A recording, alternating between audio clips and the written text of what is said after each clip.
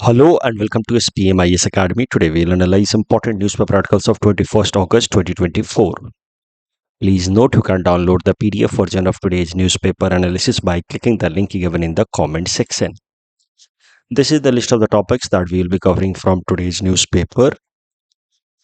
The first article is about 2+2 dialogue between India and Japan. This topic is important from our syllabus GS paper 2 international relations point of view. सबसे पहले समझते हैं 2+2 dialogue platform है क्या।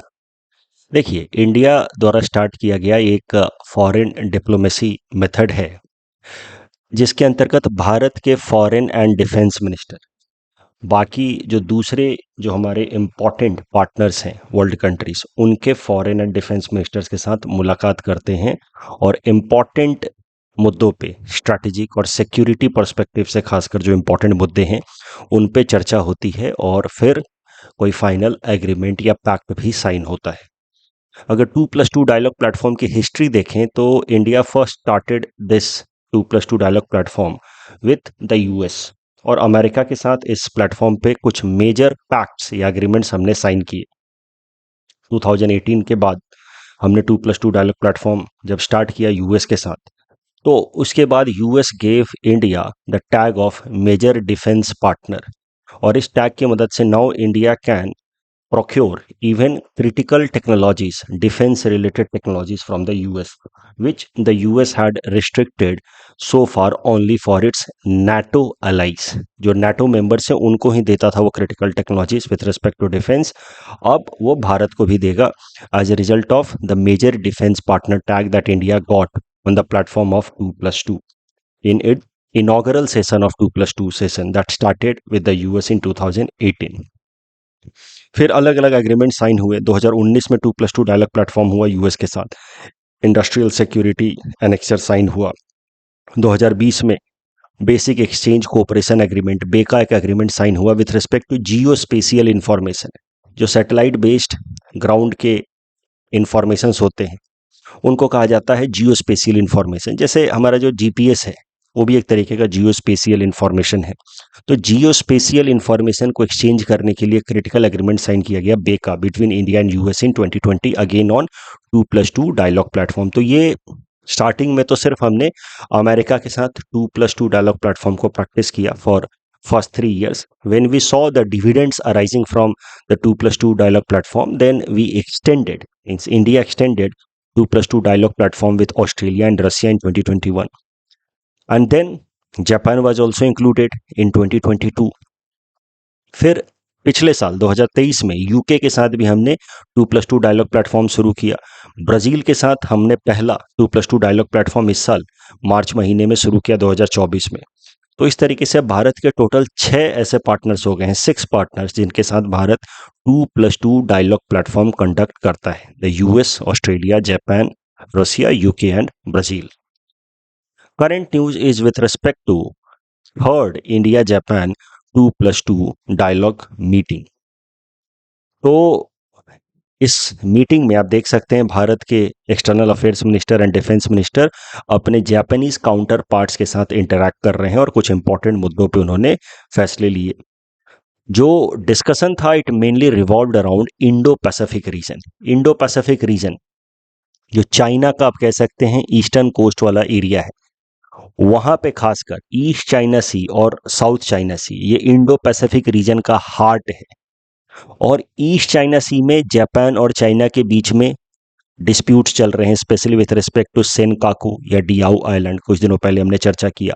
South China सी में China ने 9 dash line, जिसको further उसने एक्सटेंड कर दिया टू 10 डैश लाइन, वो आर्बिट्ररी लाइन ड्रॉ करके वो बाकी जो मेंबर कंट्रीज हैं साउथ चाइना सी के जो वहां पे कोस्ट शेयर कर रहे हैं उनकी टेरिटोरियल इंटीग्रिटी को चैलेंज कर रहा है। तो चाइना का aggression in the Indo Pacific region, specially in the transitional area, that is a cause of concern for both India as well as Japan. तो इसी कारण से दोनों देशों ने ये जो 2+2 मिनिस्ट्रियल मीटिंग की है उसमें मेन फोकस रखा है on the aggression of China in the Indo Pacific region. दोनों देशों ने अग्री किया है कि there should be free, open and rule based order in Indo Pacific. एक नियम होना चाहिए इंटरनेशनल कन्वेंशंस के हिसाब से, जैसे यूएनसीएलओ एक इंटरनेशनल कन्वेंशन है, उसके हिसाब से कंट्रीज को अपने टेरिटोरियल क्लेम्स को बनाना चाहिए in the maritime region. China is being arbitrary, aggressive as far as its approach in South China Sea and East China Sea is concerned।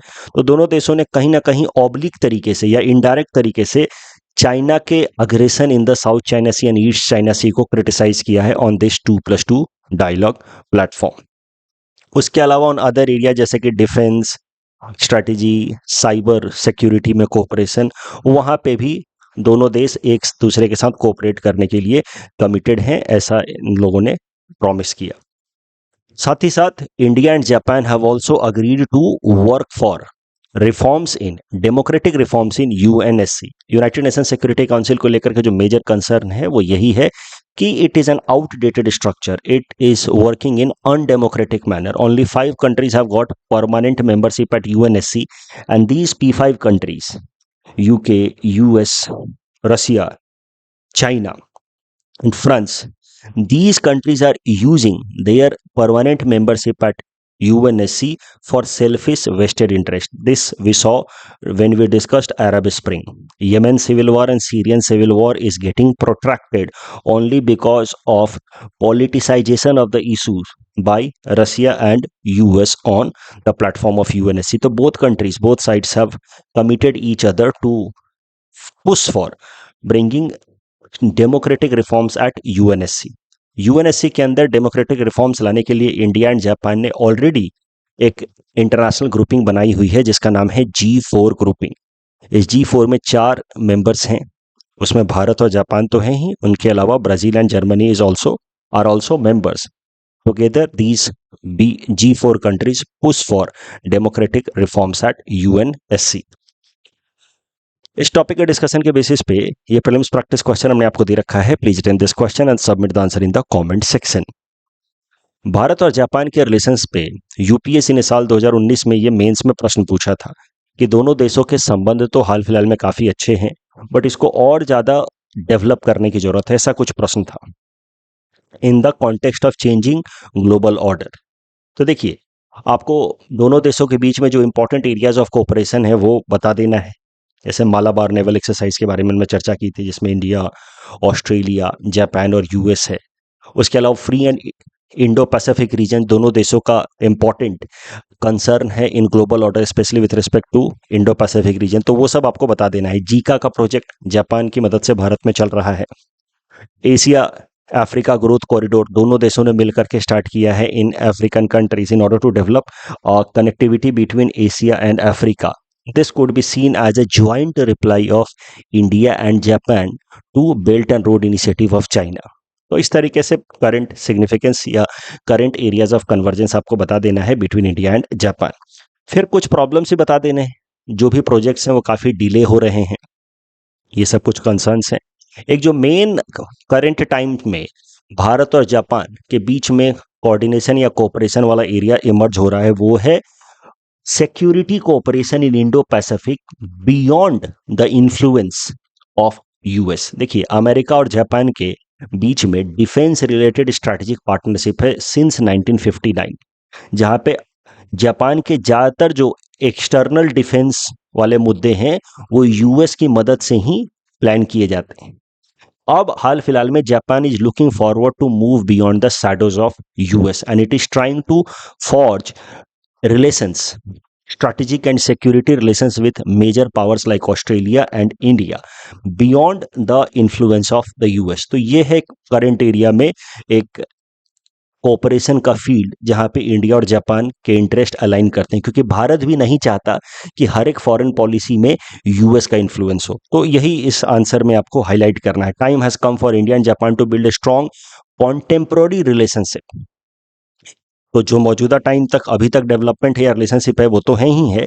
Contemporary time में both countries are looking forward to rise beyond the shadows of US and forge strategic partnership amongst each other in order to have a kind of joint response to China's aggression in Indo-Pacific without influence of the US। क्योंकि हम नहीं चाहते कि US का भी, ना ही China का ना ही यूएस का अनड्यू इन्फ्लुएंस हो इंडो पैसिफिक रीजन में। America is far away from Indo Pacific region, खासकर जो ट्रांजिशनल एरिया है East China Sea and South China Sea. So why America should have excessive say in that region? That is a kind of interest which both Japan and India share. तो वही आपको highlight करना है contemporary relationship में। अब मुझे लगता है कि इस क्वेश्चन को आप आराम से डील कर सकते हैं और ठीक ठाक सा आंसर आप लिख सकते हैं। Please attempt that question. The next topic is comprehensive strategic partnership with Malaysia. This topic is again important from our syllabus GS paper 2 international relations point of view. इस टॉपिक को डिस्कस करने से पहले let us discuss few important terminologies related with international relations. International relations में दो important approaches हैं जिसकी मदद से दो या दो से ज्यादा देश आपस में एक तरीके का इंटीग्रेशन डेवलप करते हैं। एक है अलायंस सिस्टम। अलायंस सिस्टम में दो या दो से ज्यादा देश एक साथ आते हैं with the key interest of security. एक दूसरे को सिक्योरिटी सपोर्ट प्रोवाइड करने के लिए दो या दो से ज्यादा देश एक साथ आते हैं और आपस में एक तरीके का एग्रीमेंट साइन करते हैं जिसको कहा जाता है alliance system. It is based on the concept of collective defence. तो we had already discuss the concept of collective defence and collective security. Collective security का एग्जांपल हो जाएगा, कलेक्टिव सिक्योरिटी के आइडिया पे बेस्ड है यूएनएससी, जो पूरे दुनिया भर में global peace and order establish करने की कोशिश करता है पूरे दुनिया भर में। जबकि उसी कलेक्टिव सिक्योरिटी के कॉन्सेप्ट को रीजनल लेवल पे अप्लाई कर दिया जाए या लिमिटेड तरीके से अप्लाई किया जाए तो उसको कहा जाता है कलेक्टिव डिफेंस, जहां पे कुछ देश 5, 10, 20 देश एक साथ आते हैं जो एक दूसरे के यहाँ पे पीस एंड हार्मनी प्रमोट करने के कमिटमेंट करते हैं कि अगर आपके ऊपर भी कोई देश अटैक करेगा तो हम आपको सपोर्ट करेंगे एंड लाइकवाइज। तो one for all for one, that is the idea of collective defence. और अलायंस सिस्टम बना करके दो या दो से ज्यादा देश कलेक्टिव डिफेंस के अप्रोच को फॉलो करते हैं जिसकी मदद से वो एक दूसरे को कमिट करते हैं कि हम आपको सिक्योरिटी रिलेटेड सपोर्ट देंगे in case of any external threat और अग्रेशन। अलायंस सिस्टम का मौजूदा टाइम में सबसे बढ़िया एग्जांपल हो सकता है नाटो ग्रुप। 32 कंट्रीज एक दूसरे के साथ एक तरीके से अलायंस बनाए हुए हैं, एक दूसरे को मेनली सिक्योरिटी सपोर्ट देने का कमिटमेंट करते हैं। And NATO is based on the concept of collective defence, ठीक है, जबकि UNSC is based on the concept of collective security. और एक दूसरा कॉन्सेप्ट होता है जिसको हम लोग कहते हैं strategic partnership. Strategic partnership is less formal as compare to alliance system. Alliance system में हर एक जो पार्टिसिपेटिंग मेंबर होता है उसके ड्यूटीज फंक्शंस वेल डिफाइंड होते हैं। Strategic partnership is a kind of loose integration between two और more than two countries. But एक तो पहला डिफरेंस अलायंस सिस्टम में और स्ट्रेटेजिक पार्टनरशिप में है विथ रिस्पेक्ट टू इंटीग्रेशन। तो integration is slightly loose as compare to alliance system. यहाँ पे duties are not very binding in nature, not defined in concrete manner. Second, alliance system mainly focuses on providing mutual security to each other, while strategic partnership focuses or explore cooperation in the field of trade, economy, technology, connectivity and also security.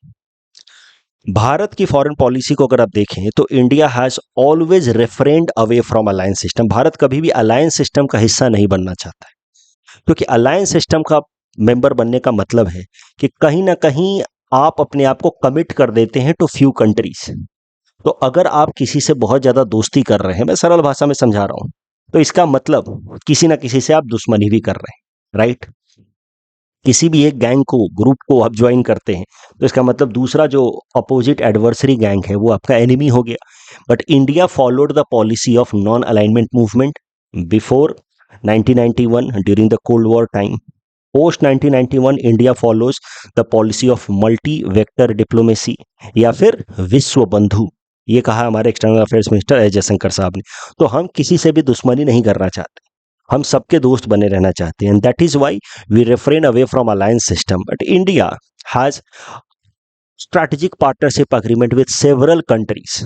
देखिए, भारत ने strategic partnership कई सारे देशों के साथ sign किया हुआ, including even China. तो China is also our strategic partner. Year 2005 हमने चाइना के साथ स्ट्रैटेजिक पार्टनरशिप साइन किया था।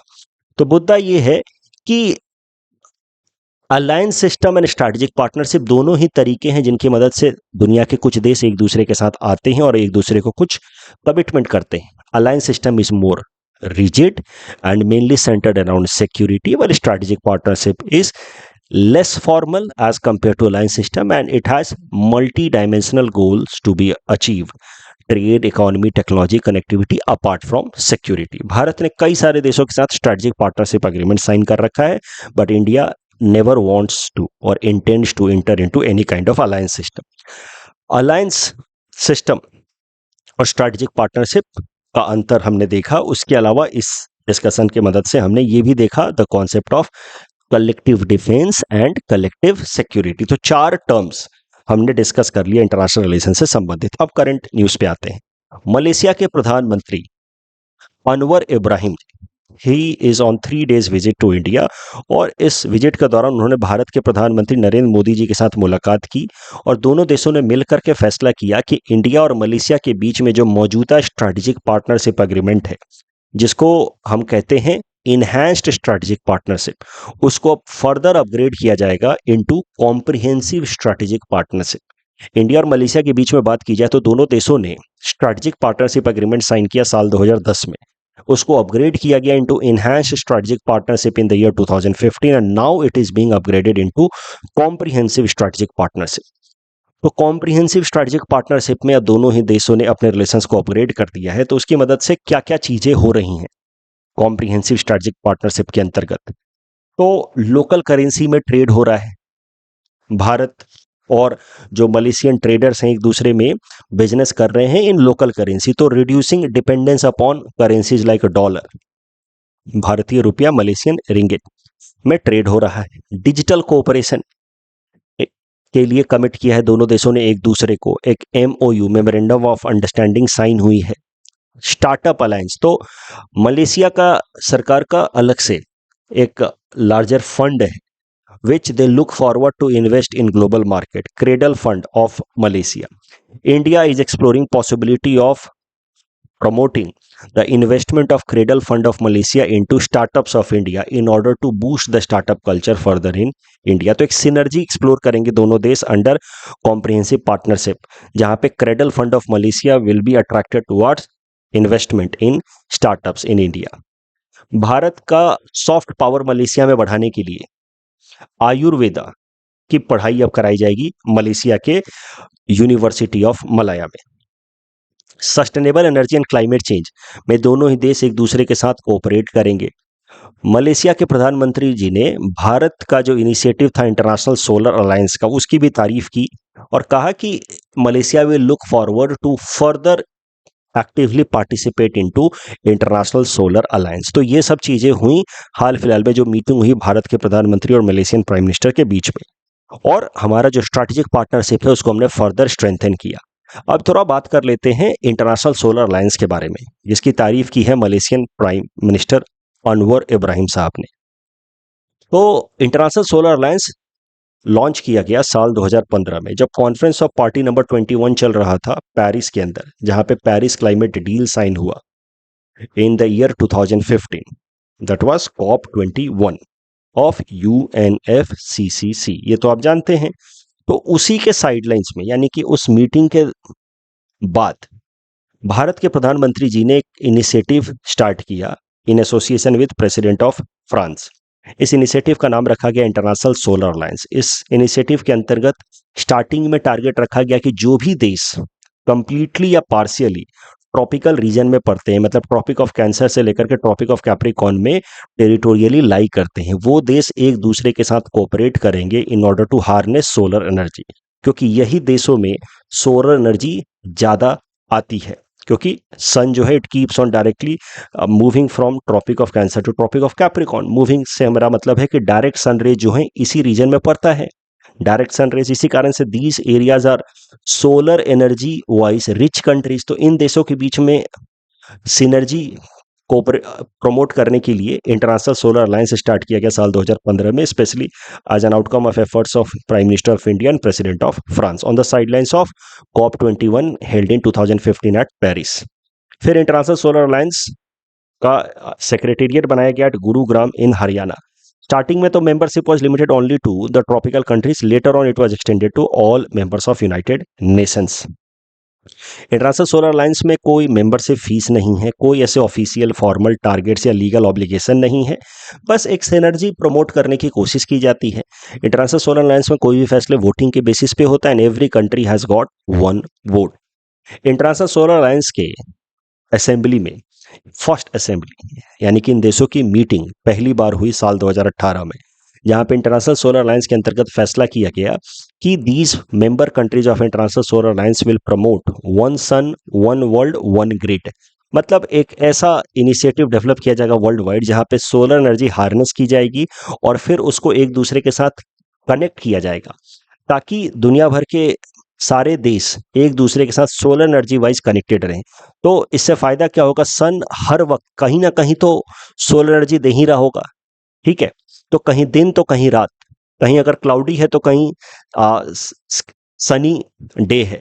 इस तरीके से अगर सोलर एनर्जी को हमने हार्नेस करना शुरू कर दिया ग्लोबल स्केल और एक दूसरे के साथ कनेक्ट भी कर दिया with help of this international grid, तो one sun one world one grid वाला जो कॉन्सेप्ट है, इसका मुख्य मकसद है कि इंटरनेशनल ग्रिड जैसा डेवलप किया जाए, जिससे सोलर एनर्जी दुनिया के किसी भी कोने में अगर मिल रही है तो उसको पूरे दुनिया भर में यूनिफॉर्म तरीके से डिस्ट्रीब्यूट किया जा सके, ताकि दुनिया के किसी भी देश को एनर्जी शॉर्टेज की प्रॉब्लम से बचाया जा सके।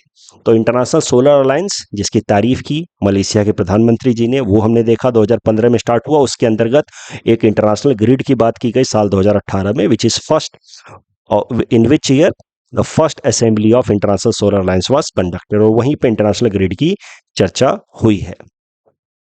इस टॉपिक के बेसिस पे प्रीलिम्स प्रैक्टिस क्वेश्चन हमने आपको दे रखा है। Please attempt this question and submit the answer in the comment section. The next article is about liquid water found on Mars. This topic is important from our syllabus GS paper 3 science and technology point of view. तो current news ये है कि scientist ने Mars surface के ऊपर, Mars के crust में, outer crust में वाटर फाइंड किया है and that too in liquid form. पहले भी साइंटिस्ट ये कंक्लूड कर चुके हैं कि there is water on the surface of Mars, but in ice form, ice crystal form में। बट ये पहली बार ऐसा हो रहा है कि साइंटिस्ट का कहना है कि water is present on Mars and that too in liquid form. Scientist का मानना है कि जो पोलर एरिया है मार्स का, वहां के क्रस्ट रीजन में water is present in liquid form as well. वहां पे कैसा है कि salt content like perchlorates in the polar area is high, और इन सॉल्ट कंटेंट ने वाटर के फ्रीजिंग पॉइंट और ज्यादा लोअर कर दिया, तो वाटर जल्दी फ्रीज नहीं हो रहा है on the Mars surface because of excessive salt content. तो वाटर ज्यादा होने से क्या होता है, I am so sorry, salt ज्यादा होने से वाटर में क्या होता है कि फ्रीजिंग पॉइंट भी कम हो जाता है, मेल्टिंग पॉइंट भी या बॉइलिंग पॉइंट भी बढ़ जाता है। तो यहाँ हम फोकस कर रहे हैं फ्रीजिंग पॉइंट पे। नॉर्मली वाटर जो है वो लिक्विड से आइस में कन्वर्ट हो जाता है एट 0 डिग्री सेल्सियस, बट अगर उसमें हम सॉल्ट कंटेंट बढ़ा दें तो उसकी फ्रीजिंग पॉइंट और नीचे जा सकती है। और यही साइंटिस्ट का मानना है कि मार्स सरफेस में, खासकर पोलर एरिया के क्रस्ट में सॉल्ट कंटेंट ज़्यादा है, इस कारण से वाटर का फ्रीजिंग पॉइंट नीचे चला गया है, और यही कारण है कि वहाँ पे वाटर जो है आइस क्रिस्टल्स के अलावा थोड़ा लिक्विड फॉर्म में भी अवेलेबल है। अब ये जो फाइंडिंग है, इससे फायदा क्या होगा? इससे दो फायदे होंगे मेनली।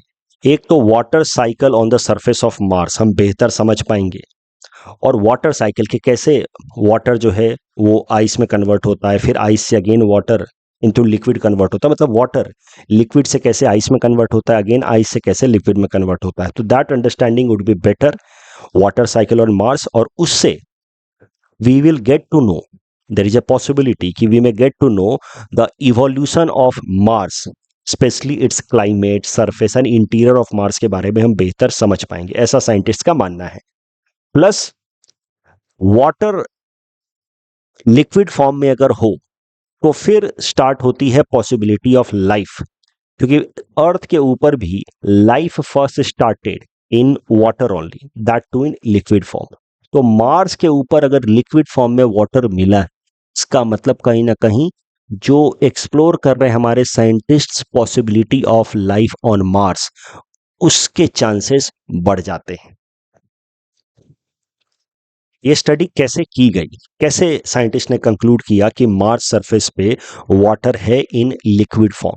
तो एक लैंडर मिशन भेजा गया था नासा द्वारा, जिसका नाम था इनसाइट लैंडर। ये भेजा गया था साल 2018 में, विच रिटर्न बैक इन दिसंबर 2022। इसने कई सारे इंफॉर्मेशंस स्टोर किए थे। This insight lander was equipped with a seismometer also. Seismometer जो सरफेस के वाइब्रेशन को मेजर करता है। अर्थ के ऊपर जो वाइब्रेशन होता है उसको हम लोग कहते हैं अर्थक्वेक, वैसे ही मार्स सरफेस के ऊपर जो वाइब्रेशन होगा उसको कहा जाता है मार्स क्वेक। तो सेस्मोमीटर लगा था इनसाइट लैंडर के ऊपर, उसने 1300 से भी ज्यादा सेस्मिक वेव्स यानी कि मार्स क्वेक के डेटा को स्टोर किया और वापस वो अर्थ पे भेजा उसने। इसी सेस्मिक वेव्स या दूसरे भाषा में कहें तो मार्स क्वेक को स्टडी करके साइंटिस्ट ने ये कंक्लूड किया है कि मार्स सरफेस पे वाटर है, and not only in ice form but also in liquid form. आपने जरूर पढ़ा होगा P wave S wave in geography, कि कैसे अर्थक्वेक के दौरान अलग अलग वेव्स जनरेट होते हैं और कैसे वो मूव करते हैं। उन पी वेव और एस वेव्स के मूवमेंट के बेसिस पे साइंटिस्ट ये कंक्लूड कर सकते हैं कि ये लिक्विड से गुजर रहा है कि सॉलिड से गुजर रहा है। और ऐसी ही कुछ स्टडी करके साइंटिस्ट ने कंक्लूड किया है, यानी कि seismic waves that caused Mars quake, उसको स्टडी करके साइंटिस्ट ने कंक्लूड किया कि मार्स सरफेस पे खासकर पोलर एरिया में वाटर है, and that too in liquid form. इस मार्स क्वेक के डेटा को स्टोर किया था seismometer of Mars InSight lander. Topic के बेसिस पे फिल्म्स प्रैक्टिस क्वेश्चन हमने आपको दे रखा है। Please attempt this question and submit the answer in the comment section. The next article is about Hayflick limit. This topic is important from our syllabus GS paper 3 science and technology point of view. क्या होता है हे-फ्लिक limit? देखिए, हे-फ्लिक limit अगर सरल भाषा में कहा जाए तो it defines the maximum possible human life span. अगर कोई इंसान अपने खाने पीने का पूरा ध्यान दे, सही से एक्सरसाइज करे और जेनेटिक ट्विकिंग भी करा दे, मान लीजिए मेडिकल इंटरवेंशन करा करके अपने जेनेटिक चेंजेस भी कराता रहे, फिर भी वो मैक्सिमम 125 साल तक जी सकता है। ये मैक्सिमम लिमिट है ह्यूमन के सर्वाइवल की, मोर और लेस। ये एक रेंज आइडेंटिफाई किया गया है जिसको कहा जाता है हे-फ्लिक limit. हे-फ्लिक limit has been developed on the basis of research done by biomedical researcher Leonard Hayflick। उन्हीं के नाम के बाद ये हे-फ्लिक लिमिट टर्म दिया गया है। हाल फिलहाल में न्यूज यही है कि Leonard Hayflick died, who developed Hayflick limit, he died at the age of 98। इस कारण से Hayflick limit has been in news. अब बेसिस क्या है ये हे-फ्लिक लिमिट को आइडेंटिफाई करने का कि 125 साल ही इंसान जी सकता है? तो इसको सजेस्ट करने के लिए, हे-फ्लिक लिमिट को डेवलप करने के लिए स्टडी किया गया है सेल डिवीजन को। जो नॉन रिप्रोडक्टिव सेल्स होते हैं, जो रिप्रोडक्टिव सेल्स हैं, जो इंसान के रिप्रोडक्टिव हार्मोन्स जो रिलीज होते हैं उनके अंदर होते हैं, उनका डिवीजन तो अलग बात है, उनके डिवीजन को कहा जाता है मियोसिस। बट जो नॉन रिप्रोडक्टिव सेल्स हैं हमारे बॉडी के, जैसे हमारे स्किन हो गया, हमारा हेयर, हमारा नेल्स हो गया, तो जो नॉन रिप्रोडक्टिव सेल्स हैं, तो नॉन रिप्रोडक्टिव सेल्स जो हैं वो कैसे डिवाइड होते हैं, उनको स्टडी करके हे-फ्लिक लिमिट आइडेंटिफाई की गई है। नॉन रिप्रोडक्टिव सेल्स को कहा जाता है सोमैटिक सेल्स, और उनको स्टडी किया लियोनार्ड हेफ्लिक ने, और उसके बेसिस पे लियोनार्ड हेफ्लिक ने ये एक्सप्लेन किया कि हम धीरे धीरे बूढ़े क्यों होते हैं, एजिंग क्यों होती है, एजिंग रिलेटेड डिजीजेस क्यों डेवलप होते हैं, ये सब कुछ आइडेंटिफाई किया लियोनार्ड हेफ्लिक ने। तो लियोनार्ड हेफ्लिक का जो डेवलपमेंट है हेफ्लिक लिमिट, इसके बेसिस पे द पॉसिबिलिटी ऑफ इमॉर्टेलिटी, अमरता को रिजेक्ट किया जा सकता है साइंस के हिसाब से। At least as per the scientific understanding of Hayflick limit there is no possibility of immortality. तो एक बार फिर से देखिए, हेफ्लिक लिमिट मतलब एक इंसान मैक्सिमम 125 साल जिंदा रह सकता है। इसको देने वाले इंसान का नाम है लियोनार्ड हेफ्लिक, जिनकी मौजूदा टाइम में डेथ हुई है। उनका कहना है, उन्होंने जो रिसर्च किया उसके बेसिस पे उन्होंने आइडेंटिफाई किया कि हमारे सेल्स कैसे डिवाइड होते हैं। इसको कहा जाता है माइटोसिस प्रोसेस। कौन से सेल? नॉन रिप्रोडक्टिव सेल्स, जिनको कहा जाता है सोमैटिक सेल्स। उनका कहना है कि उनके रिसर्च से पता चला कि जब हमारी बॉडी यंग एज में होती है तो सेल्स बड़े आसानी से डिवाइड होते हैं और नए नए यंगर सेल्स बनते रहते हैं। इसीलिए इंसान जो है वो काफ़ी, आप कह सकते हैं, कह सकते हैं आप, अट्रैक्टिव भी दिखता है, क्योंकि उसके बॉडी में नए नए सेल्स डेवलप हो रहे हैं, नए नए सेल्स डिवाइड होकर के माइटोसिस प्रोसेस हो रहा है और नए नए सेल्स डेवलप हो रहे हैं। तो यंग एज में वो नए सेल्स ज़्यादा रैपिड तरीके से डिवाइड होते हैं और हेल्दी सेल्स नए नए डेवलप होते हैं। तो स्किन भी हेल्दी दिखती है, ठीक है, हेयर वगैरह सब कुछ अच्छे दिखते हैं। धीरे धीरे जब वो एडल्ट एज में पहुंचता है तो ये जो माइटोसिस प्रोसेस है, यानी कि डिवीजन ऑफ सोमैटिक सेल्स, वो स्लो डाउन होने लगता है। और ओल्ड एज में ये जो डिवीजन है ये लगभग खत्म हो जाता है। इस when the cell division stops entirely, इसको कहा जाता है सेनेसेंस। और जब सेल डिवीजन खत्म हो जाता है और नए सेल्स बनने बंद हो जाते हैं तो फिर धीरे धीरे जो एग्जिस्टिंग सेल्स हैं उनकी डेथ होने लगती है। और वो जो डेथ होने लगती है तो फिर धीरे धीरे इंसान के बॉडी के अंदर डेड सेल्स की संख्या बढ़ने लगती है, वो बूढ़ा दिखने लगता है, उसके स्किन के ऊपर फिर वो झुर्रियां दिखने लगती हैं। और धीरे धीरे ज़्यादातर सेल्स जब मरने लगते हैं तो इंसान के शरीर में बीमारियां भी आती हैं। तो age related diseases and aging happens when senescence stage of cell starts, जहां पे somatic cells stop further division, they do not further divide themself. अभी इसके पीछे की भी साइंस बताई है साइंटिस्ट ने, क्यों ऐसा होता है कि after a particular age cells stop further dividing, somatic cells no longer go for mitosis. तो इसके पीछे बताया गया है कि हमारे सेल्स के अंदर होते हैं न्यूक्लियस, न्यूक्लियस के अंदर होता है क्रोमोसोम। क्रोमोसोम जो होता है वो जेनेटिक कंटेंट कंटेन करता है, डीएनए मटेरियल, जो एक जनरेशन से दूसरे जनरेशन में जेनेटिक इंफॉर्मेशन पास करता है, जिस कारण से पेरेंट्स के ट्रेट्स बच्चों में भी दिखते हैं।